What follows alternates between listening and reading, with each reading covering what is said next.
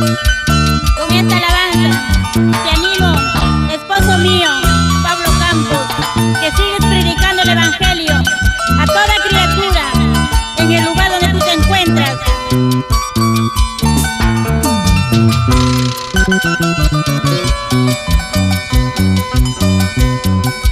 Al salir de mi casita voy llevando tu palabra,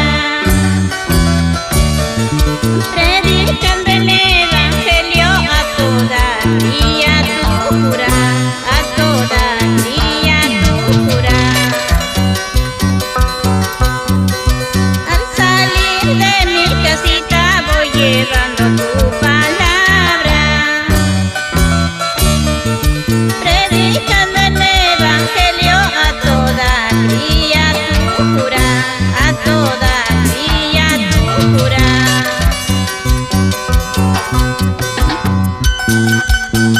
Predica su palabra, predica la palabra, hermano mío, predica la palabra, hermana mía. Prediquemos todos juntos la palabra de nuestro Dios, extendiendo así su evangelio, enseñando tu mensaje a todas las personas, que tú vienes ya muy pronto por tus hijos que te esperan, por tus hijos que te esperan, enseñando tu mensaje a todas las personas, que tú vienes ya muy pronto por tus hijos que te esperan, por tus hijos que te esperan. Vamos todos mis hermanos a predicando el evangelio a la costa, sierra y selva, llevaremos tu mensaje.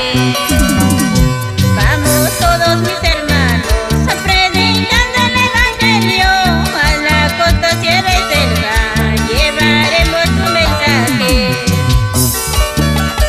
Vamos, hijo mío, David Campos, Estefanía Campos, esfuérzate en el Señor para poder seguir predicando el evangelio de nuestro Señor Jesucristo.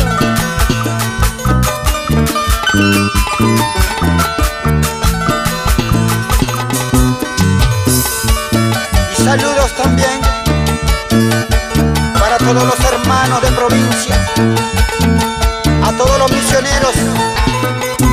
Lleven la palabra de Dios